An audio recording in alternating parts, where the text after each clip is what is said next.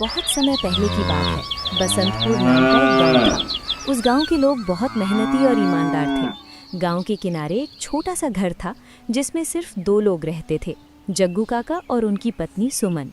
उनका एक बेटा था जिसे उन्होंने पढ़ने के लिए शहर भेज दिया था, क्योंकि उनका सपना था कि उनका बेटा उनके जैसा काम ना करे। जग्गू काका गांव के चौपाल पर मलाईदार बटर पनीर और मसाला चावल का ठेला लगाते थे। लोग दूर दूर से उनके ठेले पर बटर पनीर खाने आते थे।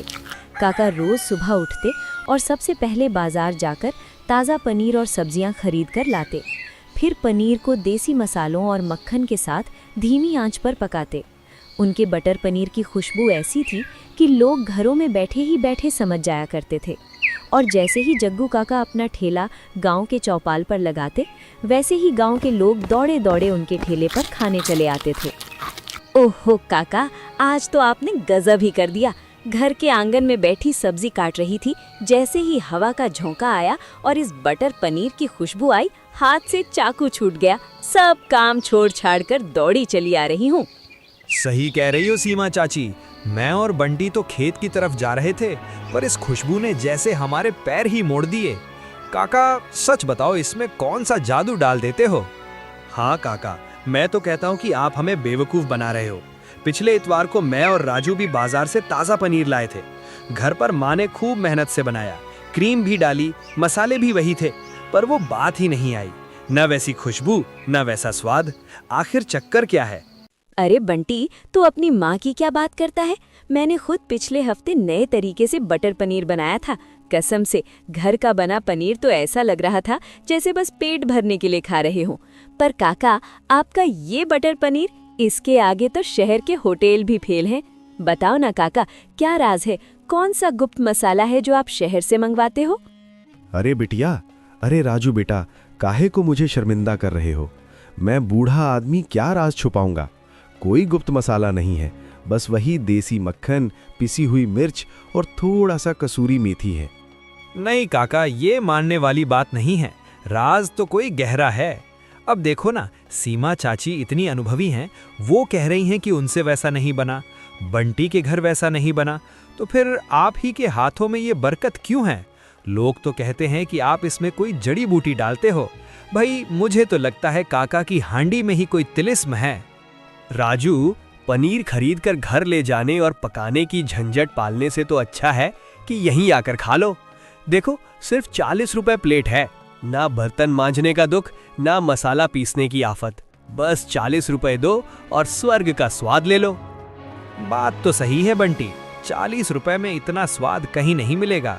काका, आप बस ये बता दो कि हम घर पर जब बनाते हैं तो पनीर कड़ा हो जाता है और आपका पनीर मक्खन जैसा मुलायम रहता है, पर टूटता नहीं, क्यों? हाँ काका, बताओ ना, आखिर हम सब भी तो आपकी अपनी ही हैं। क्या आप हमें अपना ये राज नहीं बताओगे?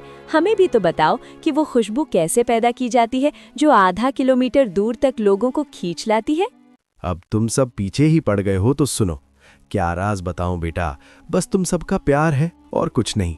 मैं जब सुबह अंधेरे में उठकर बाजार जाता हूं तो यही सोचता हूं कि मेरे गांव के बच्चे और बेटियां इसे खाएंगे।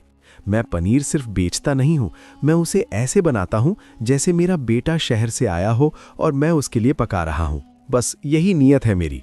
चलो अब बातें बंद करो और ये प्लेट पकड़ो, फटाफट खाओ, इससे पहले कि ग्रेवी ठंडी हो जाए। पेट तो मेरा भर गया है काका, लेकिन सच कहूं तो मन नहीं भरा। ऐसा लग रहा है बस खाते ही जाऊं। बिल्कुल सही कहा राजू ने। काका, आपके हाथ में सच में अन्नपूर्णा का वास है। घर जाकर तो अब सूखी रोटी भी नहीं निकली जाएगी। इस 40 रुपए की प्लेट में आपने जो सुकून दिया है वो हजारों रुपए में भी नहीं मिलेगा। बस बस, तुम लोगों का ये संतोष ही मेरी सबसे बड़ी कमाई है। अब जल्दी से खत्म करो, तुम्हारे सवालों के जवाब देते देते पागल हो जाऊंगा। वे सभी तुरंत काका को पैसे देकर चले जाते हैं। थोड़ी देर बीत गए, तभी काका के ठेले पर गांव का मुखिया आता है। क्यों जग्गू, आज तो बड़ी भीड़ थी तेरे ठेले पर। सुना है आज गजब का बटर पनीर बनाया था तूने। नोट भी खूब छापे होंगे। प्रणाम मुखिया जी, बस आप सबकी दुआ है, बस गुजारा हो जाता है। गुजारा तो मेरा भी होना चाहिए ना।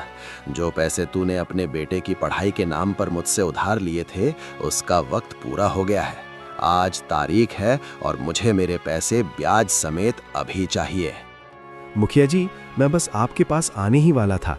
बात दरअसल ये है कि इस महीने शहर से बेटे का पत्र आया था। उसकी आखिरी साल की फीस जमा करनी है। जो थोड़े बहुत पैसे जोड़कर रखे थे वो बेटे की पढ़ाई के लिए अलग रख दिए हैं। अगर वो नहीं दिए तो उसकी सालों की मेहनत बेकार हो जाएगी। है बुढ़े, मुखिया जी को अपनी राम कथा मत सुना। पैसे निकाल वरना ये ठेला अभी पलट देंगे। नहीं नहीं, ऐसा मत कीजिए। मुखिया जी, मेरी विनती सुनिए। मुझे बस थोड़ा सा वक्त और दे दीजिए। इस महीने बेटे की फीस भर देने दीजिए। अगले महीने मैं दिन रात मेहनत करके भूखा रहकर आपके पाई पाई कर दूंगा। मैं कहीं भागा नहीं जा रहा। अगले महीने? जग्गू, तू शायद भूल रहा है कि तू किससे बात कर रहा है। मुझे तेरी मजबूरी से कोई लेना देना नहीं है। तेरा बेटा पढ़े या हल चलाए, मुझे मेरे पैसे आज शाम तक चाहिए। पर मुखिया जी, अभी एकदम से इतने पैसे? कान खोल कर सुन ले। अगर आज शाम तक मेरे पैसे मेरे हाथ में नहीं आए तो ये ठेला, तेरा वो छोटा सा घर और वो जमीन जिस पर तू सर छुपाता है, सब मेरे कब्जे में होगा। फिर मत कहना कि मुखिया ने रहम नहीं किया। मुखिया जी, ऐसा अनर्थ मत कीजिए। वो घर और ये ठेला ही मेरी जिंदगी है। मैं इंतजाम करूंगा।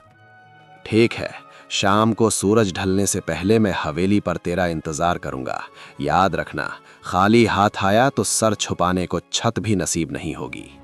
ठीक है मुखिया जी, शाम को मैं खुद आपके सारे पैसे लेकर आपकी हवेली आऊंगा। चाहे मुझे कुछ भी करना पड़े, मैं आपका कर्ज उतार दूंगा। ये मेरी जुबान है और जग्गू अपनी जुबान से कभी पीछे नहीं हटता। इतनी बात सुनकर मुखिया वहां से चला जाता है और फिर थोड़ी देर में काका भी अपना ठेला बंद करके घर चले जाते हैं। क्या बात है जी, आज चेहरा इतना उतरा हुआ क्यों है? सब ठीक तो है ना? बाजार में किसी से अनबन तो नहीं हुई? सब खत्म हो गया सुमन, सब खत्म हो गया। आज मुखिया आया था, उसने आज शाम तक की मोहलत दी है। कहता है या तो पैसे दो या फिर घर और ठेला छोड़ दो। पैसे? पर वो पैसे तो हमने बेटे की आखिरी फीस के लिए जोड़ कर रखे थे ना? क्या आपने उसे नहीं बताया कि लड़के का आखिरी साल है? बहुत हाथ पैर जोड़े, उसके अपनी पगड़ी तक उतार कर रखती, पर उस पत्थर दिल को पसीजते न देखा। उसे बस अपने ब्याज से मतलब है।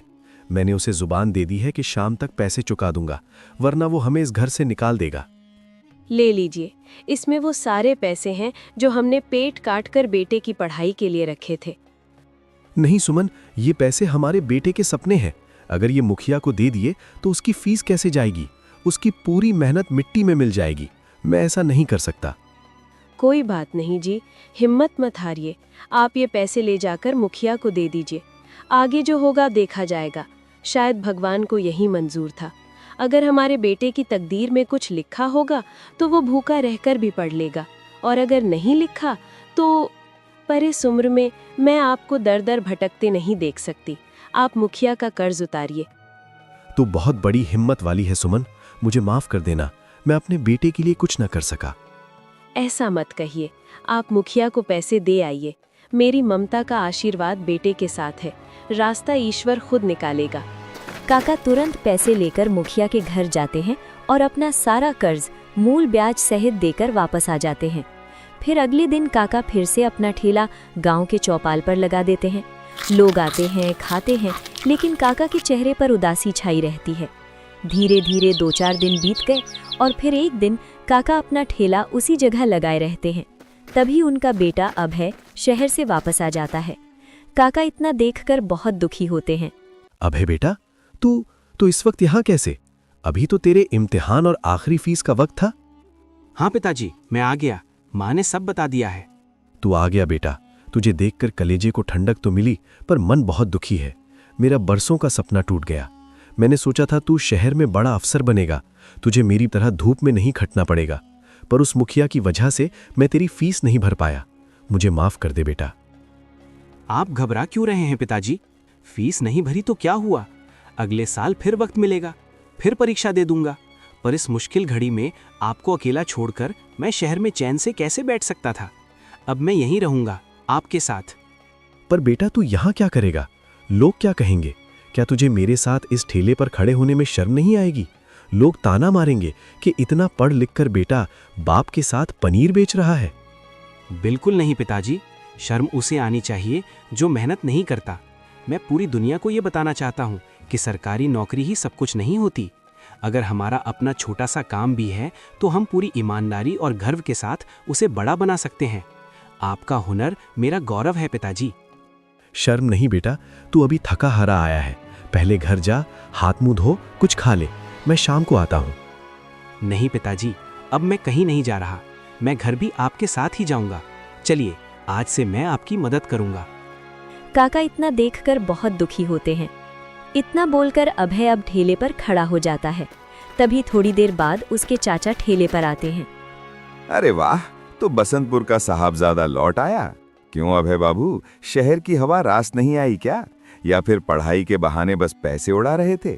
बड़े आए थे अफसर बनने, अब बाप के साथ पनीर की ग्रेवी में हाथ गंदे करोगे? छोटा भाई, ऐसी बातें मत कर। बच्चा अभी घर लौटा है। अरे भाई साहब, सच तो कड़वा होता ही है। सारा गांव कह रहा था कि जग्गू का बेटा कलेक्टर बनेगा। अब देखो, कलेक्टर साहब कढ़ाई में झांक रहे हैं। पढ़ा लिखा बेकार। अब तो बस यही ठेला तुम्हारी किस्मत है। चाचा जी, आपकी बातों में मिर्च ज्यादा है और सच्चाई कम। हाँ, मैं वापस आया हूँ, पर हार कर नहीं, बल्कि अपनी जड़ों को मजबूत करने। आप इसे पनीर की गंदगी कह रहे हैं, पर यही वो काम है जिसने मुझे पढ़ाया और आज मुझे इस काबिल बनाया कि मैं सही और गलत की पहचान कर सकूं। बड़ी बड़ी बातें मत झाड़।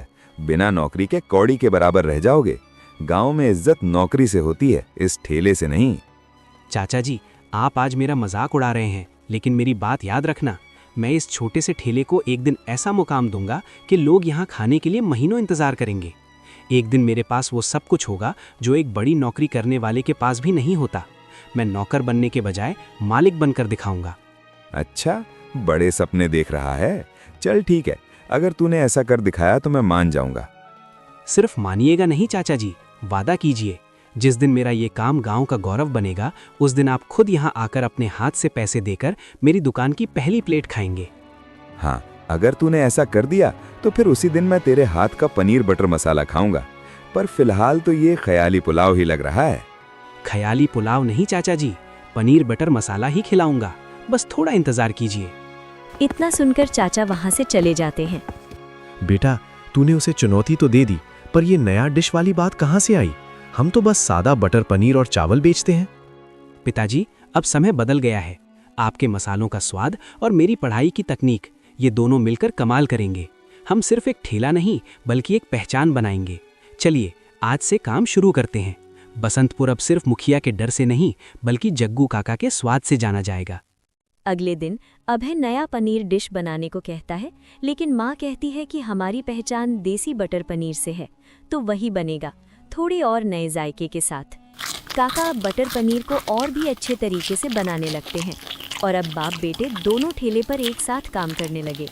अभय का बोलने का ढंग इतना अच्छा था कि लोग अब उससे बातें करने के लिए आने लगे। धीरे धीरे समय बीता और अब काका की दुकान की बिक्री दोगुनी हो चुकी थी। अब उसके पास सब कुछ था जो उसे चाहिए। दोस्तों, अगर आपको ये वीडियो पसंद आई हो तो कृपया वीडियो को लाइक करें और चैनल को जरूर सब्सक्राइब करें। बहुत समय की बात है। चंदनपुर नाम का एक छोटा सा गांव था, पंजाब की मिट्टी वाला, जहां खेतों की हरियाली और दूर दूर तक फैली खुशबू रहती थी। गांव के बीचों बीच एक पुराना चबूतरा था, जहां रोज सुबह एक जोड़ा आता था, रामू और सीता। दोनों मेहनती, ईमानदार और अपने हाथ के काम से दिल से खुश रहने वाले थे। रामू रोज बाजार या गांव के कसाई से अच्छी भेड़ या बकरी का ताज़ा मटन खरीदता, घर लाकर देसी मसालों, घी और दही में धीमी आंच पर पकाता और मटन करी बेचता। गांव वाले उसकी देसी मटन करी के दीवाने थे। वो घी की महक, नरम मांस के टुकड़े जो मुंह में घुल जाते और वो मसालों का तड़का जो जीभ पर लंबे वक्त तक रह जाता। मगर आज सुबह कुछ गड़बड़ थी। अरे रामू भाई, कल जो मटन दिया था ना, वो थोड़ा सख्त निकला और मसाले भी फीके लगे। आज तो बिल्कुल ताज़ा और मुलायम चाहिए, नहीं तो दुकान बंद समझो। अरे भाई, ताजा मटन मंडी में ढूंढने और छांटने में समय लगता है। अच्छा मटन कोई पेड़ पे नहीं लगता कि जब चाहो तोड़ लो। अरे हाँ भाई, पर बात यह है कि मेरे घर पर लोग लाइन लगाए खड़े हैं। सुबह से सब चिल्ला रहे हैं, रामुआ मटन कब देगा, रामुआ मटन कब देगा। अब मैं क्या बोलूं उन्हें कि रामू भैया चूल्हे पर ध्यान लगा रहे हैं? अरे छोड़ो ना रामू, इतना गुस्सा क्यों? बलराम भाई भी बेचारे क्या करें, मटन कोई बकरी तो है नहीं कि बांध के रख दें। वाह सीता बहन, आज तो आपने बड़ी बात कह दी। अरे मटन पकाना धंधा नहीं, इबादत है इबादत। जिस दिन मांस सख्त रह जाए या मसाले कम पड़ जाएं, लगता है जैसे किस्मत हाथ से निकल गई। लो भाई, आज बाजार से अच्छा और ज्यादा मटन खरीद कर लाया हूँ। आज का मटन आपकी दुकान पर ऐसा बनेगा कि लोग उंगलियां चाटते रह जाएंगे। बस यही बात चाहिए थी। अब मेरा नाम फिर से ऊंचा हो जाएगा। आज सबको बोलूंगा, आओ खाओ रामू की देसी मटन करी। रामू और सीता मटन की बड़ी डेगची सजाकर घर की तरफ चल पड़े। रास्ते में दोनों के चेहरे पर मुस्कान थी, मगर घर पहुंचते ही कदम ठिठक गए। वहां भीड़ का सैलाब लगा था। अरे रामुआ, तू कहाँ मर गया रे? सुबह से हम सब भूखे पड़े हैं और तू अब डेगची लेकर आया जैसे कोई बारात से लौटा हो। देख, पेट में भूख का तांडव मचा है। अगर तू और देर करता तो तेरा घर ही खा जाते हम सब। अरे हो रामलाल भैया, जरा धीरे बोलो। ये कोई बासी चीज नहीं, ये मटन है। बाजार से चुनना पड़ता है, काटना पड़ता है, दही में भिगोना पड़ता है, मसाले डालने पड़ते हैं, और जब तक वो घी में अच्छे से पक न जाए तब तक मेरे हाथ चम्मच नहीं उठाते। तुम सब कहते हो रामू की मटन करी का जवाब नहीं, तो थोड़ा सब्र भी तो रखो यार। अरे रामू बेटा, हम तो सुबह से बर्तन मांज के थक गए। सोचा था दोपहर तक खा लेंगे तेरी करी, फिर थोड़ी देर आराम करेंगे, पर तू तो पूरा दिन लगा दिया। अब बच्चे रो रहे हैं और मियाँ बोले जा रहे, तेरी रामू के नाम की रट लग गई। जल्दी कर बेटा, वरना घर में तीसरा विश्व युद्ध छिड़ जाएगा।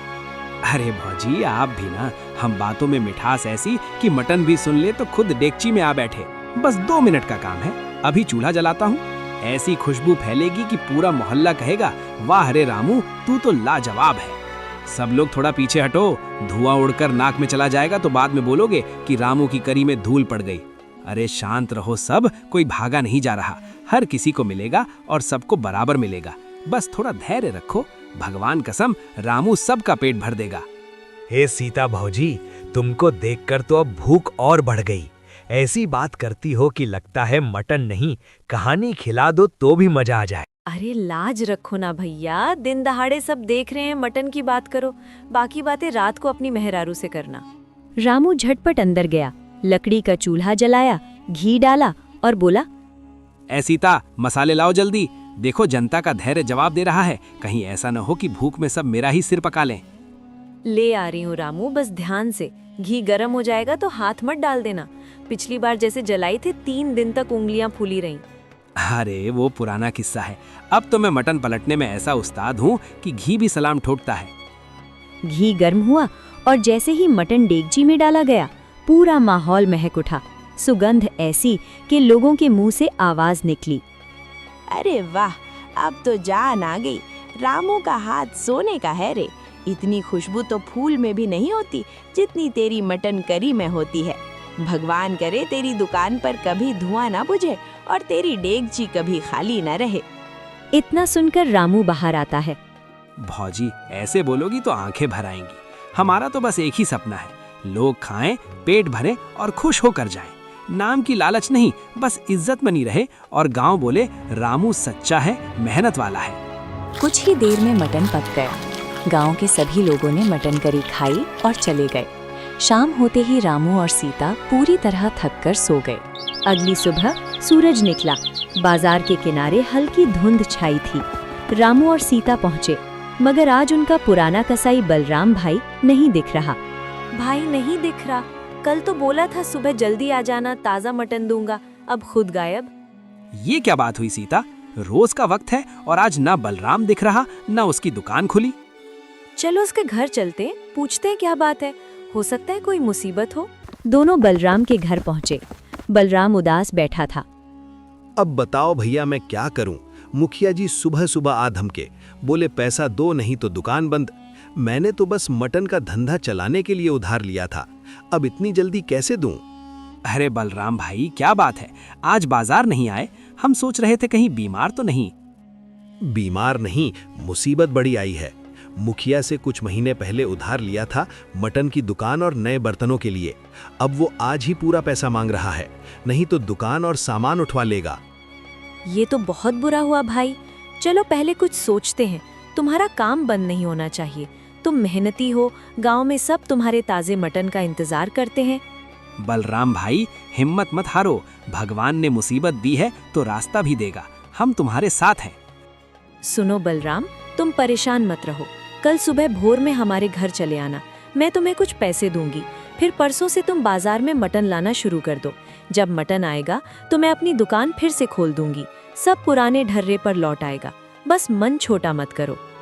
ठीक है भौजाई, आप जैसा कहो वैसा ही होगा। मैं कल भोर में आपके दरवाजे पर पहुंच जाऊंगा।